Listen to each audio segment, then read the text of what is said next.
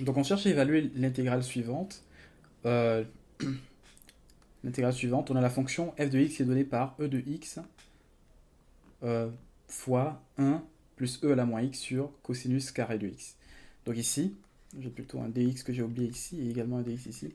On cherche à évaluer cette intégrale-là. Donc il est bien de connaître les deux formules suivantes. La première formule à connaître, c'est l'intégrale de e de x qui nous donne e de x plus une constante et l'intégrale de la coséquente de x qui nous donne encore moins cotangent de x plus une constante. Okay, ces deux intégrales-là vont venir dans cet exercice-là.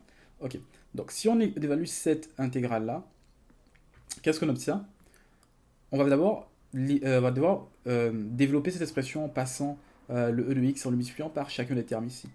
On aura l'intégrale de e de x plus e de x fois e de moins x sur cosinus carré de x d de x. Ok, donc là on obtient encore l'intégrale de e de x et on sait que e de x fois e de moins x nous donne encore 1 plus 1 sur coséquent carré de x et toute cette expression là fois d de x.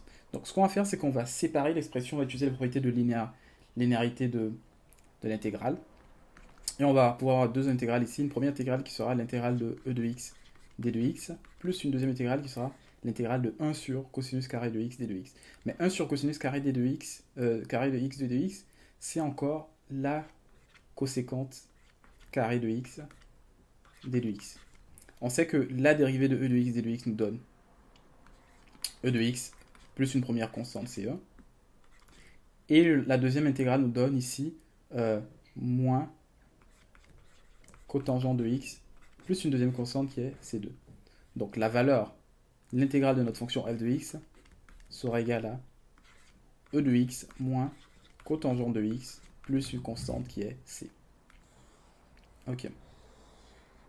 Donc considérons à présent une autre fonction qui nous est donnée à évaluer, f de x qui est égale à e de x fois 1 moins e à la moins x sur x au carré. Okay. Donc c'est une fonction qui ressemble un peu à celle qu'on avait évaluée tout à l'heure. La grande différence, c'est surtout qu'il n'y a pas de trigonométrie ici. Donc, si on cherche l'intégrale de f de x d de x, on obtient encore l'intégrale de, je fais le produit directement, e de x moins e de x fois e à la moins x sur x au carré, le tout d de x. Okay. Donc, je vais faire comme j'ai fait tout à l'heure, on va séparer ça, cette expression en deux intégrales. On aura d'abord l'intégrale de e de x d de x moins l'intégrale de 1 sur x au carré fois d de x. Okay. Donc à présent, je vois ici que pour la première intégrale, je sais comment l'évaluer, ça donne tout simplement e de x plus une première constante c1. La deuxième intégrale ici, c'est l'intégrale de x à la moins 2. Okay. Donc on se rappelle la formule des intégrales des polynômes. On obtient ici 1 sur moins 2 plus 1 x à la moins 1 plus une constante. Donc ça me donne ici 1 sur x moins 1 sur x pardon plus une constante. Donc on aura ici moins facteur de moins 1 sur x plus c2.